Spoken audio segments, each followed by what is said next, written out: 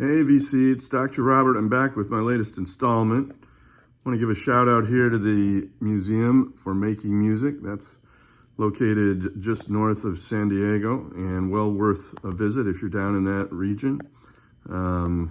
Very nice outfit, nice gift shop, and staffed by some nice people. So if you get the chance, stop in there.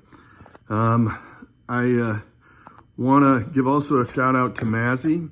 I'm here in my record room enjoying a libation. And of course, Mazzy is not only a great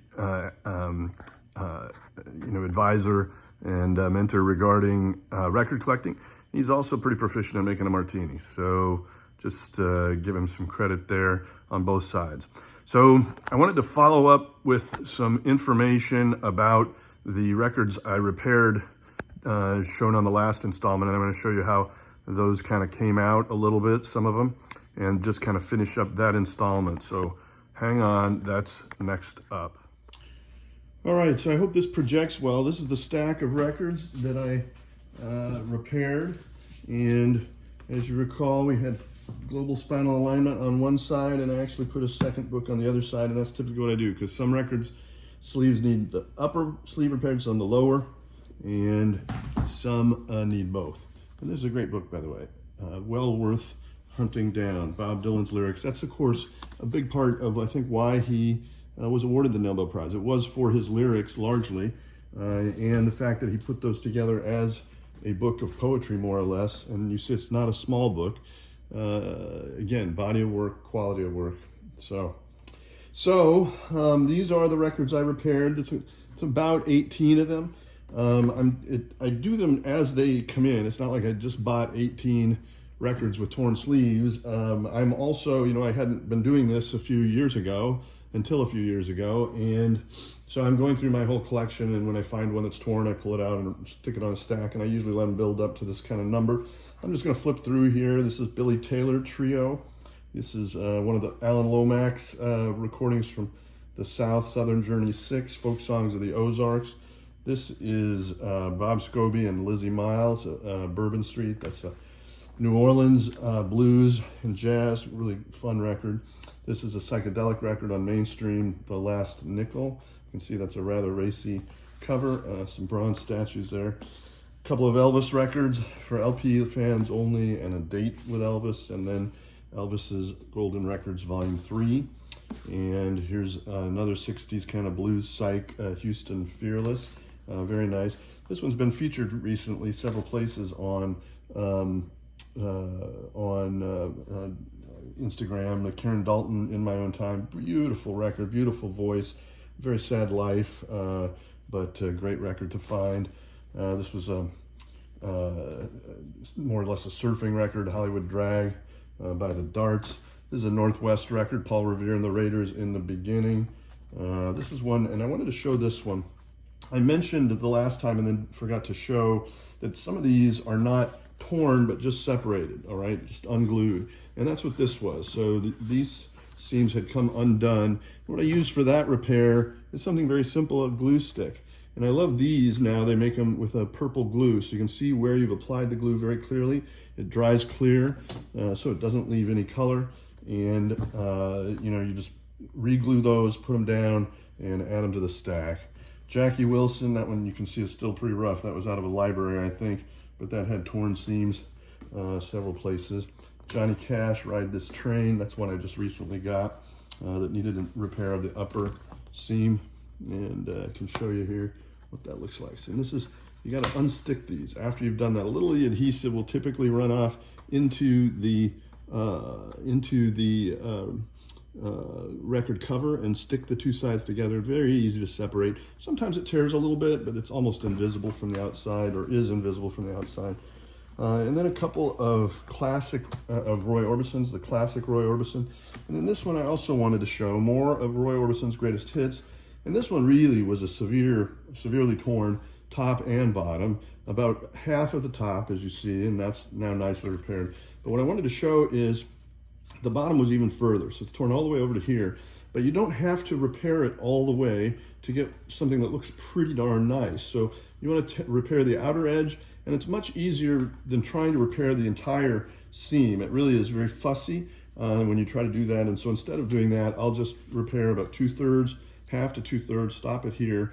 And it really, again, looks very nicely together. And so the lesson there is you don't need to do the whole thing. And then finally, a couple of Jimmie Rodgers, and this was the one I was showing last time. This was not the one I was showing, but this was one of the 2 Jimmie Rodgers records. And this one, again, need to separate that. And you see, nicely repaired. And I'm going to come back and cut that edge off as we talked about. And then this was the one I was showing. So Jimmy the Kid, the legendary Jimmie Rodgers, same deal. Need to separate it a little bit. The bottom was fine, just the top. And look at that from the top. I think you can barely tell that has been repaired, if I do say so myself. And then inside you can see the nicely opposed hinging tape that several of you have asked for. And that can be purchased online at Bags Unlimited. It's also available on Amazon. It looks like it's available in a number of framing stores, including Michael's. So that's what I got on the repairs. Okay, so that's it for the record seam repair. 2 different versions, much more frequently. I'm doing the the repair with the hinging tape of a torn older sleeve, but occasionally there's a separation, and I find them particularly in Unipack covers. Those are very vulnerable to it.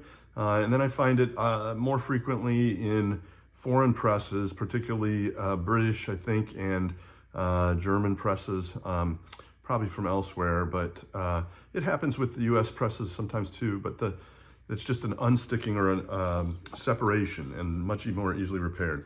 So I wanted to talk about the main topic today, which is when things just aren't right. Sleeves that have been recalled and replaced early upon release of a record. And I think this is just kind of a fun topic.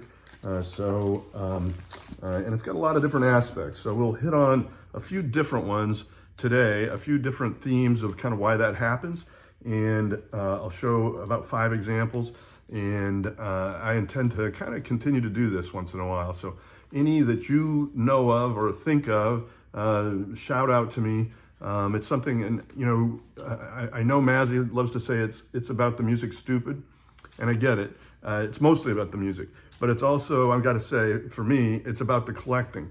And part of the collecting gene, or the collecting bug, or the collecting illness, whatever it is, the collecting addiction, is a desire to have completeness, a desire to have contrasting examples of the same LP, at least for me. And so that's not about the music. That's about, I don't know, something probably OCD, as I keep saying. I'm admitting, okay, OCD, it's there, sorry. But that's what it is. The collecting gene for me includes kind of running the set, if you will, in some cases. So the first one I'm going to show is this one. This was a very early Michael Jackson solo record, maybe his first solo record. I'd have to go back and look. This is Ben. And this is the original cover, which had a picture of Ben from the movie, the horrible rat, leading his army of rats right in front of Michael. And Michael, young, innocent Michael Jackson, looking like the rat overlord there, calling down his disciples. That was quickly replaced, and this record is the final version of this cover. Of course, that was a big hit back in 1972 when it came out, and fun, right? So one reason was just a sense that rats are a nasty animal. We don't want rats ruining our record covers. Here's another that's very famous. This is Love It to Death by Alice Cooper. And when this first came out, Alice's right arm laying here and his thumb pinching his robe together was felt to be an appendage that could be mistaken for a penis. And we certainly don't want that. And we don't even want the suggestion of that. Definitely don't want the real thing, but we don't even want something that looks maybe remotely like that. So great concern. And this, of course, was not the very first. The very first did not have the hype mention of I'm 18, but this one, by the time this came out, they already had that hit. Sometimes there's sort of a step down cover, and that's what happened with this one. This again in 1970, and then this is a 1971 release. And instead of fixing the picture completely, they just blotted it out. So banners top and bottom, and this is not frequently seen, and I don't recall where I got this. I've had this many, many years, but it solves the problem temporarily, but kind of an ugly sleeve, right? And there's no room for the I'm 18, and we're really not getting the full effect of seeing the band there. So, so that was only a temporary solution, and then eventually what they did was remove the right arm completely. Ooh, this is a shiny laminated cover. This is a German pressing from 1972. And you can see his whole right arm gone. Solves the problem, and they've put in some spotted area there over where the arm was that just looks like it blends in with the cape, and his arm is tucked under the cape. Problem solved. And this was the final definitive cover for this record. So that one was just a suggestion of impropriety, right? That was the reason. Here's one that I think is really interesting and kind of fun. This is Mom's Apple Pie. And whoever the artist was that drew this, and I'm looking on the cover in the back to see if it says, I'm not seeing it anywhere. So I'm not sure who the artist was, but obviously someone with a sense of humor.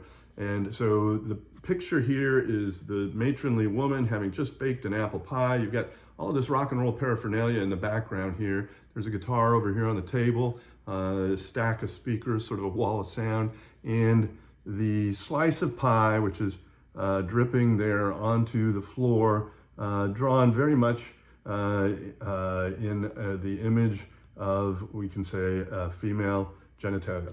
Obviously, no mistaking that. That was the intention, and I think it got past the censors. That one, kind of, I understand. All right, I understand why there would be an objection to that, and the only reason that could have gotten out is because nobody noticed it. Nobody noticed, hey, look what we've got here. Eventually, somebody did, and brought it to the attention of the record label, and they also came up, then they insisted that that be modified, and I don't know if it's the same artist, but the solution is rather hilarious as well. So here now, where once we saw the female vulva, it's been replaced by a wall of bricks encompassed by barbed wire. Really very funny. And peering through the back window, we've got a police officer on one side and a guy with a camera or binoculars, some kind of a spy, just making sure nothing too unseemly is going on inside this woman's kitchen. And both of these are sealed copies. And really, you know, I'm not sure that this record is particularly good on the basis of the music. I don't know. I don't think I've ever heard it. But that would be another thing I'd say that in terms of collecting versus listening to records is, you know, I want those records just to have them in my collection because I think they're cool. And it's not about listening to the music in that case. It's very much just about having them and enjoying having them. So censorship, that is yet another. So here is a very interesting one as well. This came out in 1969. This is the Soft Machine's first record. You can see there's, you know, there's a naked woman there. And this is one of those, like Led Zeppelin 3, an animated cover. You can turn the wheel here, and I'm having trouble doing that in the moment, but we all know that that works. And you can spin that wheel and bring up different images in different portions, from different portions of the flywheel. So a relatively complex cover. And we were talking the other day, somebody had another Probe, I think it's the Mystic National Bank record, another Probe album. There we go, we can turn it that way. And you can see there are other images. There's one of the band members. So a very complicated mechanical cover. So this one, I'm not sure. I think there was concern about the nudity, and the Soft Machine is a reference to something in William Burroughs' writings, and I think it is meant to refer to a human, maybe just a female human. I'm not positive, but that is where they drew their name from. So very interesting, you know, psychedelic prog band. great members, Robert Wyatt and Mike Ratledge and Kevin Ayers on this first record. So this one may be both an issue of sort of complexity and the nudity. And so the solution to that is pretty radical. And I get the sense that they kind of possibly pissed off the band, and they said, well, you know, if you're not going to manufacture that anymore, just go with this. So this is very bland, right? The pinwheel is removed, the images of the woman have been removed, and the gatefold has been removed. So a much less expensive cover to manufacture. And on the back, what was once a naked lady is now a lady wearing a bikini with the wind-up stem in her back. So much more tame. And again, to me, that just suggests the band said, well, if you're not going to let us do what we want, you know, kind of go to hell.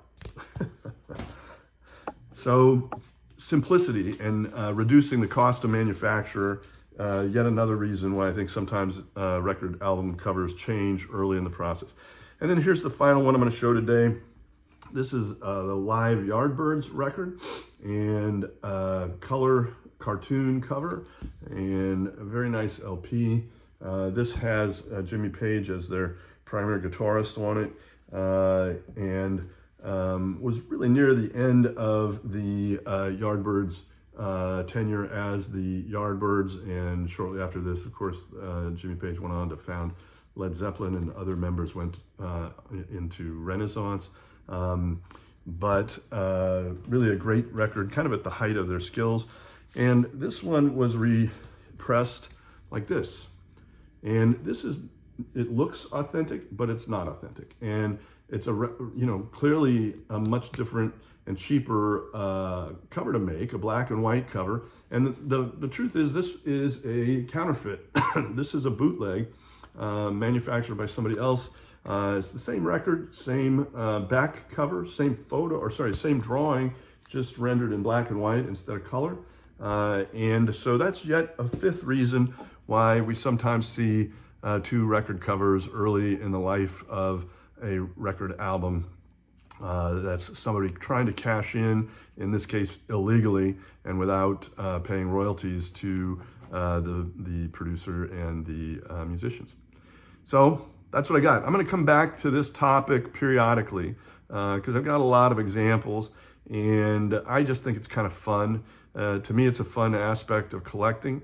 And so again, I'm going to say to everyone, to all, a good night. And until next time, the doctor is out.